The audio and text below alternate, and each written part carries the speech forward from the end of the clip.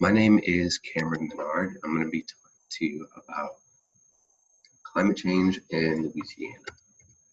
So this year we have had a record-breaking hurricane season in 2020.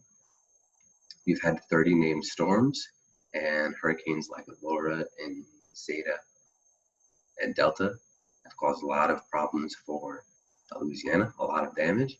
And hurricanes like Eta and the Gulf of Mexico, it lingered there and flooded and destroyed a lot of the area there as well.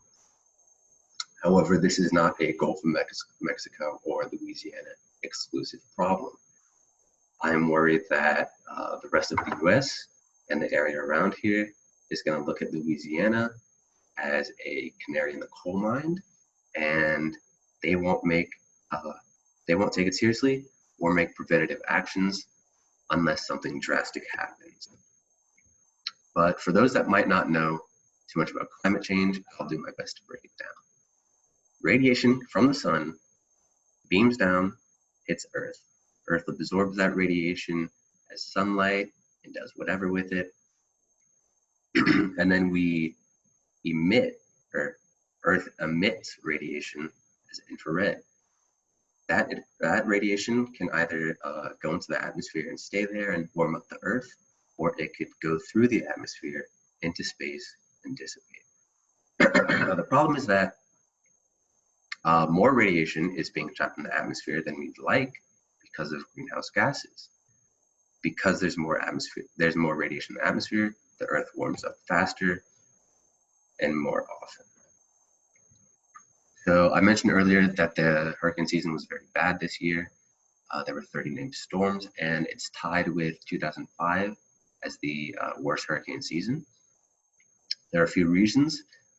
Some people think that it might have been because of La Nina in the Pacific Ocean. However, that happens semi-regularly, and it wouldn't cause such drastic changes with the hurricanes. The more likely cause is that the oceans are warming, the sea temperatures are increasing, and that leads to more hurricane activity and higher hurricane intensity. So the likelihood of a hurricane getting to Category 3 has increased from 20% to 40% over the past years. Another problem is that climate change leads to coastal erosion. The higher sea levels you have, the more erosion from the coasts. And a Tulane professor and researcher was asked about this, and he said that marshes can handle slight sea level rises, slight as in 1/10 of an inch up to 1/2 of an inch. However, that's per year.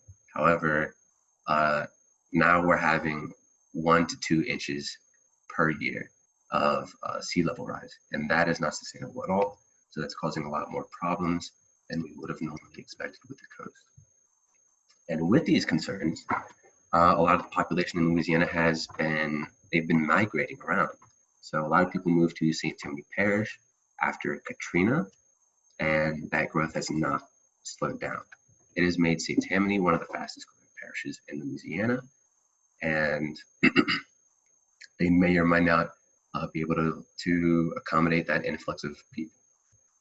Areas like Lake Charles and Cameron, a little more to the west, have been severely affected and maybe even irreversibly damaged because of hurricanes like Laura and I think Zeta or Delta as well this year.